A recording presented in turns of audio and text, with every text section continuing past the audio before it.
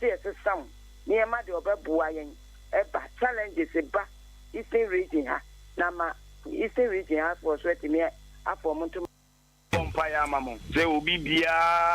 what in the subject Ahenkan FM. Now Becca and Sam I am frail ready at Ahenkan FM. So no, Yamingu Munimas. Yami on sorry one now demu. On Fanny Jano ain't Jumani now. Bompire Mamo Samuamu Jumanimu. Bonibian two will be at the Biarada. I want to pray for you that none of you will die untimely. That no power of darkness will be able to destroy the work of your hand. I release power and grace upon that FM station. And I decree and I declare this morning that whosoever goes to any camp to offer any evil prayer against Ahenkan FM, the fire of God will destroy them. May the Lord continue to shield you and you will never know shame. In Jesus' name, amen.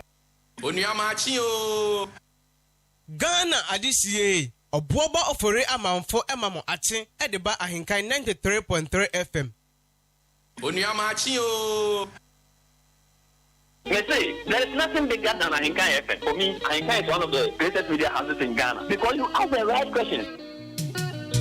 Ghana adisiye obuoba ofore amanfo emamo ache edeba Ahenkan 93.3 FM.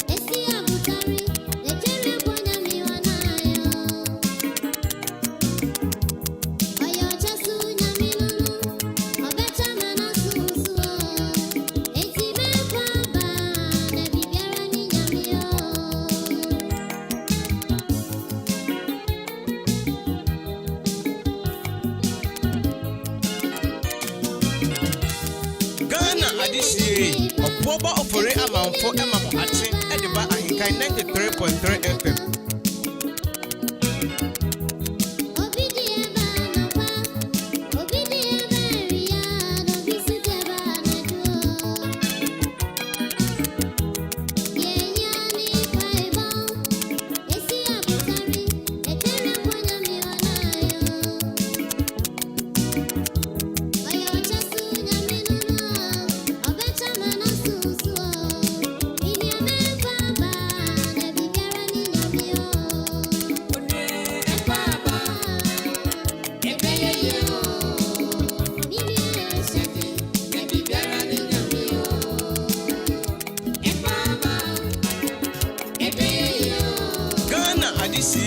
Obuoba ofore amanfo emamo ache edeba Ahenkan 93.3 FM.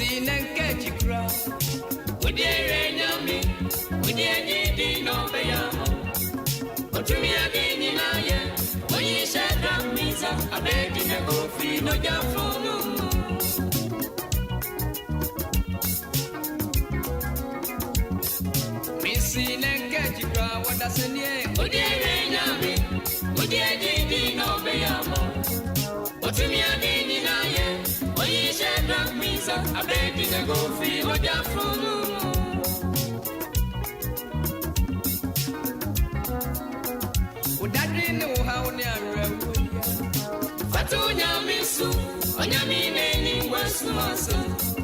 Otumia dini na yene remusunya no sachiranentia. Shedina mesuro suma bepi amawo wato.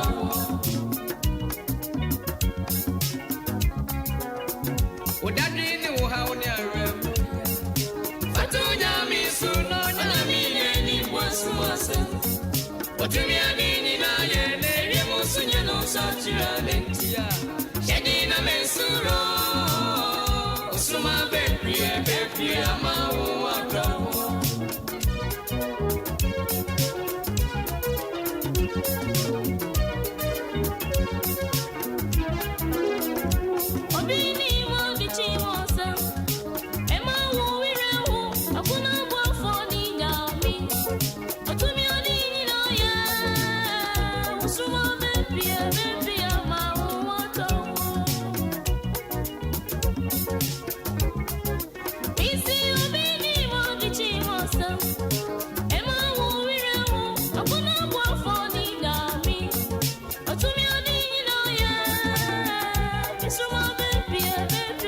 Kasa assassin tidy Oduma Kumawo ama Bridge kase abo Ahenkan 93.3 FM. Ye papa, ye wofa. Ya die nyina ohene ba anane ankoma. A dodo na abo mrane frɛ da JB ana Kofi anane. Ne ba ni seni. Ena duani sigya so waka enchi agu ama Ahenkan 93.3 FM. Yeni atutu agu yensemi. Nanso ya beya ni day owo kura de enkwantumi nye anunti Ahenkan 93.3 FM ema onantiye oyire ne oma wabusia no nuanom wo faase ene aboaboman se ye mammo no yo wo osompa wode som Ahenkan 93.3 FM ohene ba anane ankoma akra nantiye bosumi ni de toso aduonu baako aduonu mienu ena aduonu miensa so ene bepe baby papa ama ohene ba anane ankoma na odi akwetene wo Ahenkan 93.3 FM edwumadi a yatodin se titi obi kan titi obi kire ene ububa yenso tebe akra wama yani atutu aka yensem temrifadu Udiere nyami udiere di no beyamo otumi adini na ye Usuma bepi ama obi ni madiji masama Usuma bepi ama aonane hatu nusuwai Usuma bepi ama inye Usuma bepi ama wato Kwame kanititi aware no enye ni nedi nkanka kanititi aware ankasa say yo hin say yo hin so ya odishiu sebi so ya kwa na ware no kwan bebre wo ho a omofa so ware radio sana ohin anase odishie bi mpu beka so be wa no enye oba no abamu na nkasa ne kosi aware na be ma ne kope oba no kan na awofo eja ne na na omhwehwe aware ma wo moma nte semi mi hu oba bi na mehwe na de ye se ne bon homodi oya de nyansa ne kasa agu na me hu se akole de wane mamba bi ya papa no ne ko maame ne ho maame oba wezi ka me pese me de ne me se na aware ma me ba na oware no papa no maame na akoka kire na se papa na akaka kire na papa no so ba frɛ ne yere no abona mane ono so frɛ ne yere no abona mane a na omumienu adwe hu se ai de ma ne be ya afi ansa o ma frɛ papa na aka kire se oba no aso de be wan ya dia sabe na mo ne maame ne ba kono kura ba ya na kasa bi o mo kasa kura no wa dia to papa ne maame ne gitumu ansa afi no be fra ba ya no atana se ofakufi ani abese o se opeso do mani badan so aware ndi show nanti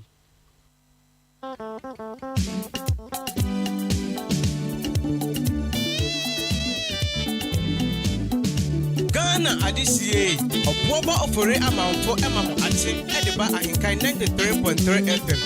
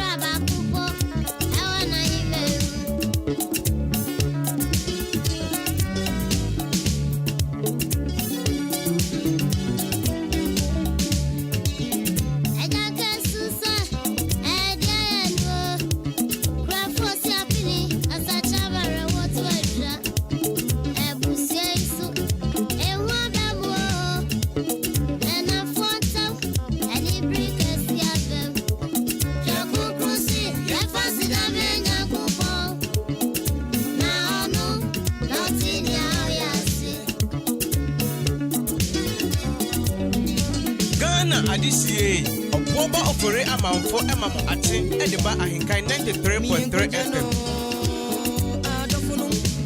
Ye kan doti ye da onipa newu. Ni ade na to mpa so. Esi ye doti ye.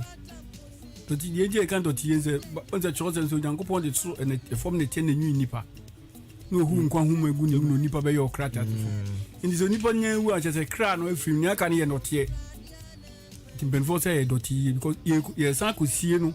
saa da no ne sie efun no nene na mafo de sie efun no ne asan ye yi no kan de ye di kan sie efun na tie no ipa no da ho ne sie no ene nipa na sa kan it no mu no na mo she fidio so no mu dabi ne mo chi ni ho enti se nipa no sa enti no mo ye sa no kesan ka ko mu nya bia ko mo sabre no na efun na ho nche sabre ngo ye nko wi ase enko die duane enko num nsa enko wi apio sabre no ekọ yi ase ade ede ma ye besi na wo wi ye na penfo se ye tuapu no ye ma ebi akube na ahwede aye twitwa ofa mpa so gina on mo de mi ntwo no mi sa ba bia o de fei na enti no enka ene sa de na ye yi ka ye ntwemu ana o ke twemu anka ye twemu anka keka bi enim nanso ngro awne de obi pese o ye ni ma me yie ma enipa nyina be hwe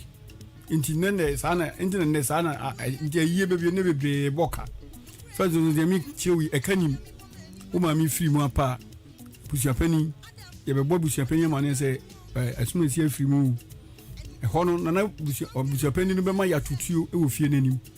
asane ye nipa ko bo hia mane se nana papa busuapani wo fa si we free o si you na penifo ebetimi ede bi cement ye ebetimi dia amanano no ma huna gunumu no dia body bo sa no ye gunumu no mo fe no o mama no cresin so body bo sa di guniye mu a onse cresin no anohye na ye duro so cresin wi e di guniye mu na akoka ne nso no nti ema ne nso ne mpro so nti eno nso obeda habe na anupe on na hobe na wotwe na enu na na ye de wo fa se to paso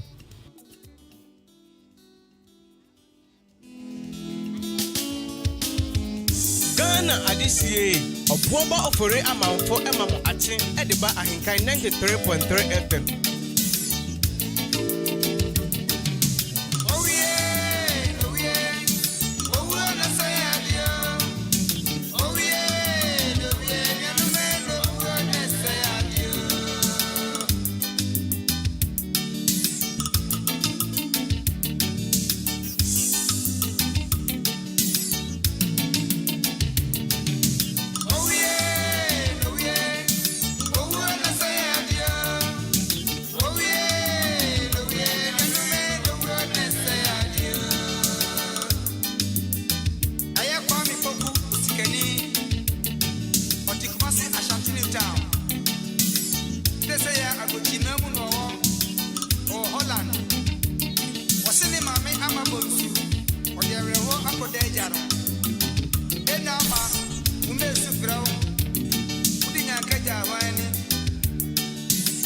Abusuafo my mamu nyina chi bi mu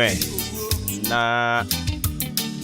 shane so my se machi ene asinkonwa de ebrel e free sabre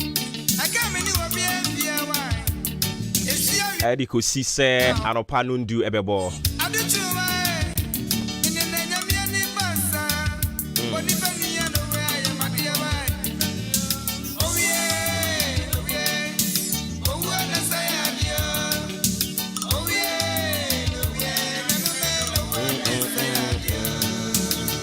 ye bia ya ni se ye besomo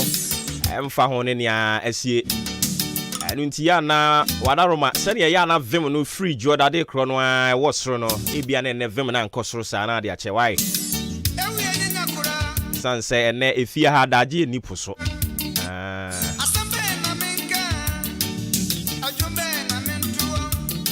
ye da ye nyankopon na se wahwe yen so aboyen ho ban akra yen ede yen abeduru sabre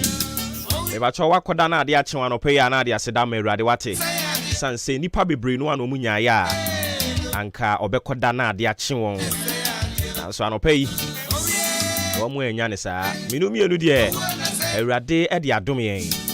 ye koda ye wahwe yen so amade pa ache yen me pa cho haya henkan 93.3 jumedie ya sinkonwa de bro ya tuni din se maache aboafo ne doso odi ahenkan kwame yeboa ene yesire nyankopon se obehye wodin na wachechire wore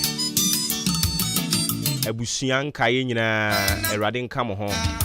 na onchechire mo wore adwempa hini Kofi Mensa eka ho bi Kobe K Billy Man edin ameje so ene obo woba ofori amanfo vimene wo form ne bato de beche sima no aduenum pepepe ena abo apa anopa no nsia ho meka ye ya na ahwi ko 51 ewie mo brese ne besia ko ne demu ni nyina me pa choma me fama we o se me kan kire sa no pe ade ansuo no apue ma ntem me ya hodo bi e be petepete kakra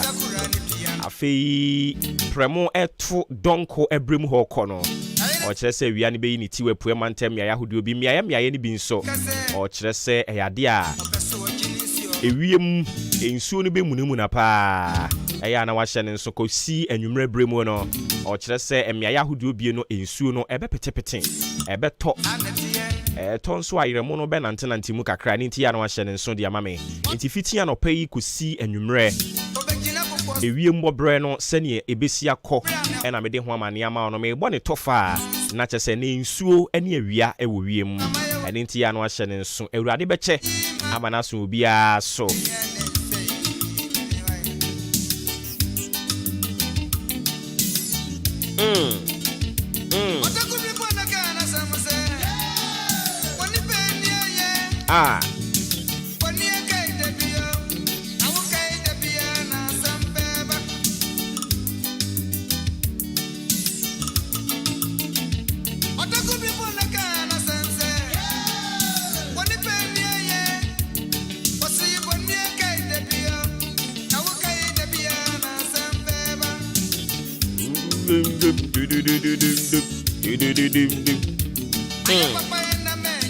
Enti me pacho ene won so wahwere wodi hie bi a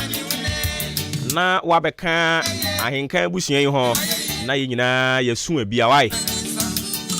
mame nko odan nkwanta ye nua be ma ba ko ampofu bright ono so wahwere ne mame ampofu bright yankopon chechire wo ni abusuan kaye ni nyina re ye ka ne sei a na obi bi mfiri mu aya won hyeda nte ya wono se ne sitie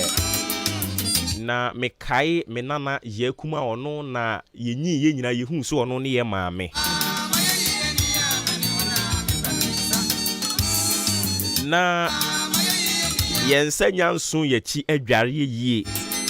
na maame si ye abrabo a mebebo e no me de medimu agya ho ye ka kire se maame e woni afi so omoboa ko sise ye hu se